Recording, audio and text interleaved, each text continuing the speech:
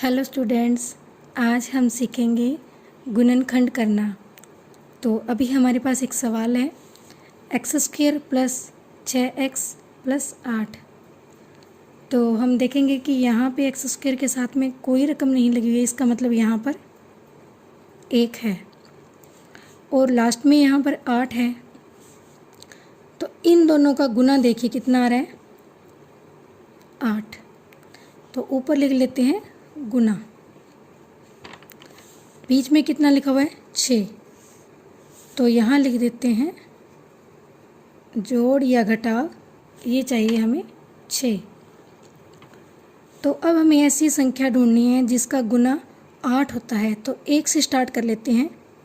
1 गुना 8 8 होता है, 2 गुना 4 8 होता है, 3 किसी के साथ 8 नहीं बनाता गुना होके, फिर 4 गुना 2, तो 4 गुना 2 ऑलरेडी आ चुका है, यहीं छोड़ेंगे। अब देखेंगे कि इनमें से किन को जोड़ने या घटाने पर यह रकम बनती है। 8 में 1 जोड़ने पर 6 नहीं बनता और ना ही घटाने पर, तो इसको छोड़ेंगे। 4 में 2 जोड़ने पर 6 बन रहा है, इसका मतलब यह है गुणनखंड सही है। अब यहाँ देखिए, x² का x² लिखिए, प्लस 8 का प्लस 8 लिखिए।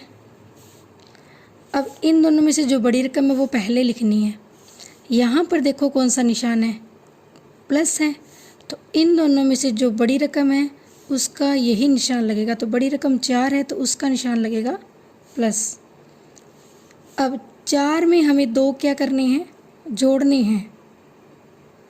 तो 4 में 2 तभी जुड़ेंगे जब इन दोनों का निशान सेम हो, मीन्स ये प्लस है तो ये भी क्या होगा, प्लस होगा। तो यहाँ लिख लीजिए प्लस 4, यहाँ पे x है तो x, फिर प्लस 2x। अब इन दोनों में से कॉमन लेना है।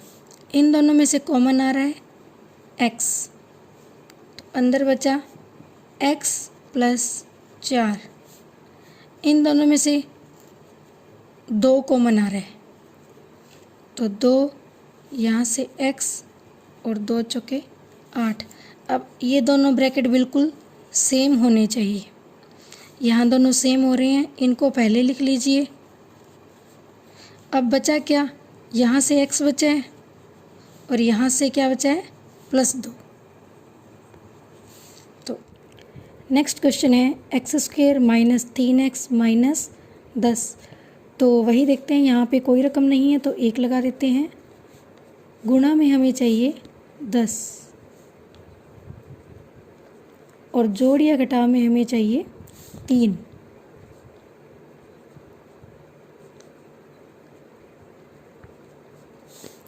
तो देखते हैं गुणा 10 किस किस का होता है। 1 से शुरू करते हैं। 1 गुणा 10, 2 गुणा 5, 3 किसी के साथ 10 नहीं बनाता, 4 नहीं बनाता, फिर 5 गुना 2 आएगा तो यही रिपीट हो जाएगा, तो यहीं स्टॉप करेंगे। 10 में 1 जोड़ने पर 3 नहीं बनता, ना ही 10 में 1 घटाने पर 3 बनता है, तो इसको छोड़ेंगे। 5 में 2 जोड़ने पर 7 बनता है, लेकिन 5 में अगर 2 घटाएं तो 3 बन जाएगा, इसका मतलब यह सही है। तो पहली रकम लिख लेते हैं सेम, अंतिम लिख लेते हैं सेम। अब इन दोनों में से बड़ी रकम है 5, तो यहाँ निशान है माइनस का, तो जो बड़ी रकम है उसी का वही निशान होगा। अब 5 के साथ 2 है। अब अगर हमें 5 में 2 जोड़ने होते तो 2 का निशान भी माइनस होता, क्योंकि सेम निशान वाली रकमें जुड़ती हैं। लेकिन हमें यहाँ पे इसमें से 5 में से 2 घटाना है, तो 5 का निशान माइनस है, तो अगर 2 का निशान प्लस होगा तभी ये आपस में घटेंगी। तो यहाँ लिख लेते हैं 5 माइनस में, और ये x है तो यहाँ पे x आ जाएगा, और 2 लिखेंगे हम प्लस में। अब इन दोनों में से कॉमन लेंगे, इन दोनों में से कॉमन लेंगे। इन दोनों में से कॉमन आ रहा है x, अंदर बचा x माइनस 5। इन दोनों में से कॉमन आ रहा है 2, अंदर बचा x माइनस 5। दोनों ब्रैकेट सेम है, तो जो सेम है उसको लिख देते हैं। अब अंदर बचा यहाँ से x और यहाँ से प्लस का 2। अब अगला क्वेश्चन है 2x² प्लस 7x प्लस 3। यहाँ पर x के साथ x² के साथ में 2 मल्टीप्लाई में है, तो इन दोनों का गुणा कर लीजिए। 3 दूना 6, तो गुना में हमें चाहिए 6 और जोड़ में हमें चाहिए 7। तो 6 किस किस का गुना होता है? 1 से शुरू करते हैं। 1 गुना 6, 2 गुना 3, फिर 3 गुना 2, यानी रिपीट हो रहा है, तो यहीं तक छोड़ेंगे। तो 6 में 1 जोड़ने पर 7 बन रहा है, तो यहीं ठीक है, इसकी ज़रूरत नहीं है। तो अब सबसे पहले यहाँ देखते हैं, पहली रकम 6, दूसरी रकम 1 है, तो यहाँ पहले पहली रकम लिख देते हैं और अंतिम। अब यहाँ पर निशान प्लस है, तो बड़ी रकम का निशान प्लस होगा। अब हमें 6 में 1 जोड़ना है, तो इन दोनों के निशान सेम हो गए, तभी जोड़ेंगे, तो इसका निशान भी प्लस होगा। तो यहाँ पर 6x प्लस में आ गया 1x।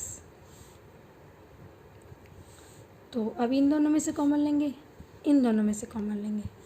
इन दोनों में से एक तो 2 कॉमन आ रहा है और एक x कॉमन आ रहा है, तो यहाँ से 2 तो बाहर ले चुके हैं, x की स्क्वायर है तो 1x बाहर ले लिया, अंदर बचा 1x और 2 तिया 6। यहाँ से कुछ भी कॉमन नहीं आ रहा, इसका मतलब एक, तो एक कॉमन आएगा, तो अंदर बचा x प्लस 3। दोनों ब्रैकेट सेम है, तो इनको लिख लेते हैं x प्लस 3, दूसरे ब्रैकेट में 2x प्लस 1।